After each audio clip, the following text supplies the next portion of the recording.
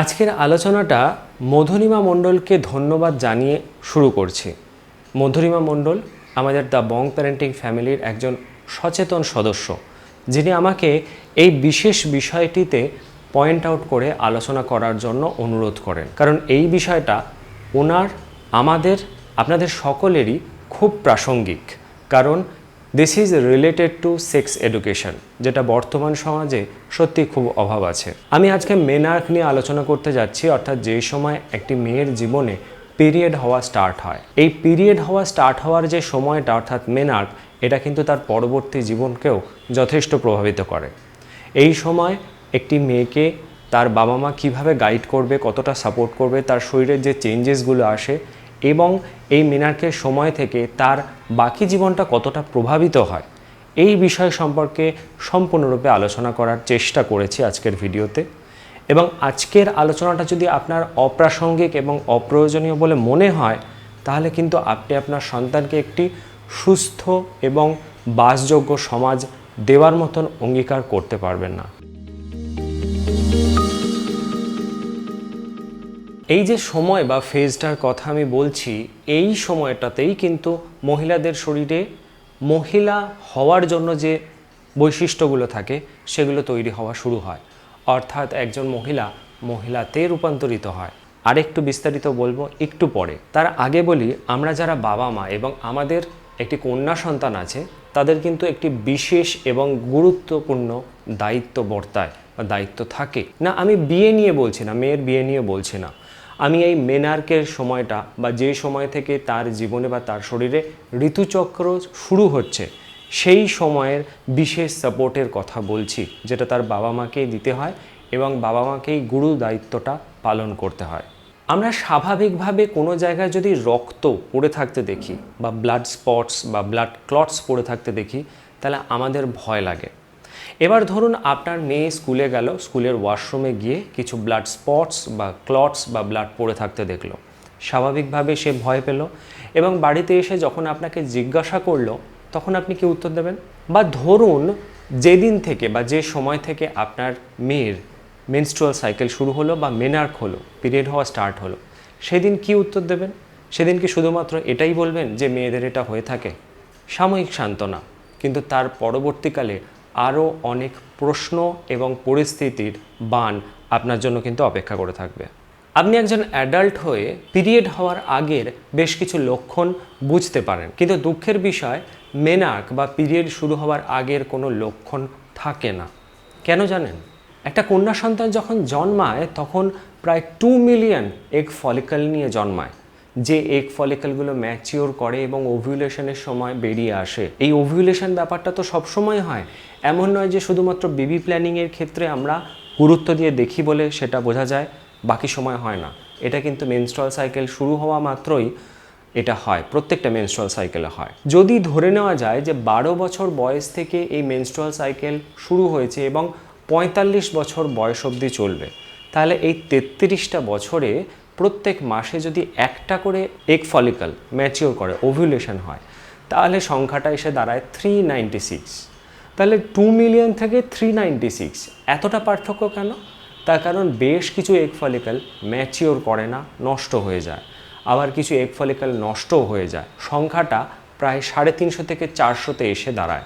হ্যাঁ, একটি কন্যা সন্তান যখন জন্মায় তখন তার ওভারি বা ডিম্বাশয় কিন্তু অ্যাক্টিভ থাকে, কিন্তু সেটি উদ্দীপিত হয় না বা স্টিমুলেট হয় না, যার জন্য ইস্ট্রোজেন বা প্রোজেস্টেরনের মতন যে হরমোনগুলোর, সেগুলোর অস্তিত্ব কিন্তু তার শরীরে থাকে না। খুব স্বাভাবিকভাবে মেনস্ট্রুয়াল সাইকেল বা মহিলাদের শরীরে যে সমস্ত সিমটমসগুলো, মেনস্ট্রুয়াল সাইকেল রিলেটেড সিমটমসগুলো, সেগুলো কিন্তু বেশিরভাগ ক্ষেত্রেই ইস্ট্রোজেন এবং প্রোজেস্টেরনই নিয়ে আসে। অস্তিত্ব না থাকার কারণে মেনস্ট্রুয়াল সাইকেল রিলেটেড কোনো লক্ষণ বা সেটা শুরু হওয়ার কোনো লক্ষণই আগে থেকে বোঝা যায় না। গবেষণা বলছে ব্রেনের হাইপোথ্যালামাস নামে যে পার্টটা এবং পিটুইটারি নামে যে গ্রন্থিটা, সেখানে রক্ত সরবরাহ বা রক্ত সঞ্চালন বাড়তে শুরু করলে gonadotropin releasing hormone, follicle stimulating hormone, luteinising হরমোনের নিঃসরণ মাত্রা বাড়তে শুরু করে এবং এই হরমোনগুলোর প্রভাবেই মেনস্ট্রুয়াল সাইকেল শুরু হয় বা মেনস্ট্রুয়াল সাইকেল হওয়া স্টার্ট হয়। যেটাকে আমরা মেনার্ক বা আদ্য ঋতু নামে জানি। মেনার্ক শুরু হওয়ার পর থেকে কয়েকটা ঋতুচক্র কিন্তু অ্যানওভিলেটরি হয়, অর্থাৎ কোনো ওভিউলেশন হয় না, কিন্তু ঋতুচক্রটা কমপ্লিট হয়। মেনার্ক শুরু হলে মহিলাদের শরীরে সেক্স হরমোনের প্রভাব পাওয়া যায়, অর্থাৎ ইস্ট্রোজেন এবং প্রোজেস্টেরন। এই হরমোনগুলোর প্রভাবেই মহিলাদের শরীরে নানান রকম পরিবর্তন আসতে শুরু করে, যেটাকে আমরা পিউবার্টি বা বয়ঃসন্ধি নামে জানি। দেখুন, এটা তো হলো প্রাথমিক আলোচনা, যেখান থেকে বোঝা যাচ্ছে যে মেনস্ট্রুয়াল সাইকেল স্টার্ট হওয়া মানেই তার যে শরীরের লক্ষণ থাকবে, সে বেশ কয়েক বছর পরে মেনস্ট্রুয়াল সাইকেল সংক্রান্ত তার যে অভিজ্ঞতাটা হবে সেটা সে প্রথম থেকে পাবে না। সেই জন্যই প্রশ্নটা আসছে প্রস্তুতির। কেন প্রশ্নটা আসছে প্রস্তুতির? তার প্রথম কারণ হলো তার স্বাস্থ্যের দিকে ধ্যান দেওয়া, 2 নম্বর কারণ হলো তার ভবিষ্যতের চিন্তা করা, 3 নম্বর কারণ হলো হেলথ অ্যান্ড হাইজিন বা পরিষ্কার পরিচ্ছন্নতার দিকে ধ্যান দেওয়া, 4 নম্বর কারণ তাকে মানসিকভাবে দৃঢ় করা, 5 নম্বর কারণ মেনস্ট্রুয়াল সাইকেল সম্পর্কে যাবতীয় জ্ঞান বা যাবতীয় ধারণা দেওয়া, 6 নম্বর কারণ মেনস্ট্রুয়াল সাইকেল সম্পর্কে তার মায়ের যা অভিজ্ঞতা বা মেনার্কের সময় যা অভিজ্ঞতা বা মেনস্ট্রুয়াল সাইকেলের সময় যে অভিজ্ঞতা সেটা তাকে দেওয়া। এই ধারণাগুলো যদি একটি সন্তানের বা একটি বাচ্চার মেনার্ক শুরু হওয়ার আগে থেকে থাকে, তাহলে সেই সময় এবং পরিস্থিতিগুলোর জন্য সে প্রস্তুত থাকবে এবং প্রত্যেকটা পরিস্থিতি সে নিজে হ্যান্ডেল করার চেষ্টা করবে এবং সেইভাবেও আপনাদেরকে ইনফর্ম করবে, যাতে কোনো রকম কোনো অসুবিধা হলে আপনারাও ডক্টর কনসাল্ট করতে পারেন এবং আপনারাও প্রপার স্টেপ নিতে পারেন। এবার প্রশ্নটা এসে দাঁড়াচ্ছে, তাহলে আমি কখন থেকে এই প্রস্তুতিটা নেব, বা এই যে এতগুলো পয়েন্ট বা এতগুলো বিষয়, সেটা স্বাভাবিকভাবে একটি বাচ্চাকে একদিনে বোঝানো সম্ভব না, এটা একটু সময় লাগবে। তাহলে কখন থেকে আমরা এই প্রস্তুতিটা শুরু করব? বেস্ট অপশান হলো প্রাইমারি স্কুলের যে স্টেজ সেই সময় থেকে, অর্থাৎ ক্লাস 1 to 4। আমার মেয়ে কিন্তু ক্লাস 2তে পড়ে। এই বিষয়গুলো সম্পর্কে সাম্যক ধারণা কিন্তু ওর আছে। হ্যাঁ, সম্পূর্ণ ধারণা দেওয়া সম্ভব হয়নি, কারণ বয়স অনুযায়ী সব কিছু বুঝে উঠতে পারবে না। যে ধারণাগুলো, সেই ধারণাগুলো অনেকগুলোই ওর মাথার ওপর দিয়ে যাবে। সেই জন্য বয়স অনুযায়ী ক্লাস 1 to 4-এ থাকা অবস্থাতে বয়স অনুযায়ী তাকে এই ধারণাগুলো যতটা সম্ভব দেওয়া যায় তার মতন করে দিন। তবে হ্যাঁ, অবাস্তব কিছু বলবেন না, সত্যিটাই বলবেন যতটা সে বুঝতে পারে। কি কি করবেন?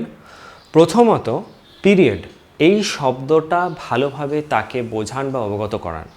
আলোচনা করার সময় ঠান্ডা মাথায় ধৈর্য নিয়ে বসে আলোচনা করবেন। বাবা মা একসাথে থাকতে পারলে খুব ভালো হয় আলোচনার সময়। এই প্রাথমিক ধারণাটা দেওয়ার সময় হরমোন, ইস্ট্রোজেন, প্রোজেস্টেরন, প্রেগনেন্সি এগুলো সম্পর্কে যদি ধারণা না দেন তাতেও কোনো অসুবিধা নেই, কিন্তু পিরিয়ড ব্যাপারটা কি এবং তাতে কি হয় প্রথমে সেই ব্যাপারটা ইন্ট্রোডিউস করান। পয়েন্ট নাম্বার 2, পিরিয়ড হওয়াটা যে একটা স্বাভাবিক ব্যাপার সেইটা বোঝাতে হবে। পয়েন্ট নাম্বার 3, পিরিয়ড হলে যে ব্লাড ফ্লো হয় এবং পিরিয়ড হওয়ার আগে বা পিরিয়ড চলাকালীন লোয়ার অ্যাবডোমেনে যে ক্র্যাম্প হতে পারে বা একটু ব্যথা অনুভূতি বা অনেকটা ব্যথা অনুভূতি হতে পারে এবং সেটার একটা সময়সীমা থাকে, সেই ব্যাপারটায় অবগত করুন। 4 নম্বর পয়েন্ট, বাচ্চা সায়েন্স যদি একটু বুঝতে পারে বা বিজ্ঞানটা যদি একটু স্কুলে গিয়ে শেখে, তাহলে পিরিয়ড বা মেনস্ট্রুয়াল সাইকেলের যে বায়োলজি বা যে বৈজ্ঞানিক ব্যাখ্যা সেটা একটু দেওয়ার চেষ্টা করুন।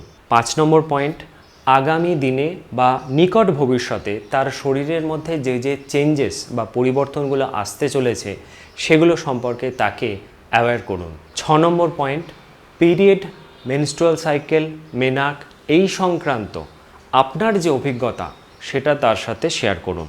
7 নম্বর পয়েন্ট, পিরিয়ড চলাকালীন হাইজিন বা পরিষ্কার পরিচ্ছন্নতাটা কিভাবে মেনটেন করতে হবে সেইটা ভালোভাবে শেখান। যেমন স্যানিটারি প্যাডগুলো যেখানে সেখানে ফেলা যায় না, সেটা ডিসপোজ করার যে পদ্ধতি সেটা ভালোভাবে শেখান, যাতে সেটা যেখানে সেখানে পড়ে না থাকে এবং উপযুক্ত জায়গাতেই উপযুক্তভাবে ফেলা হয়। কিভাবে স্যানিটারি প্যাডটাকে চেঞ্জ করতে হবে, কতক্ষণ বাদে চেঞ্জ করতে হবে এবং কোন অবস্থায় চেঞ্জ করতে হবে। এমনকি ব্যাকআপ প্ল্যান, অর্থাৎ কোনো জায়গায় গেলে বা স্কুলে গেলে তাকে কিভাবে প্রস্তুত হয়ে যেতে হবে সেটা সম্পর্কেও একটা আইডিয়া দিয়ে দিন। আমি আবারও বলছি, এই যে 7টা পয়েন্ট বললাম, এই 7টা পয়েন্ট একদিনে যে কোনো একটা বাচ্চাকে বোঝানো সম্ভব নয়। সুতরাং আস্তে আস্তে সময় নিয়ে ধৈর্য ধরে বেশ কিছুদিন করে আস্তে আস্তে ব্যাপারগুলোকে বোঝান।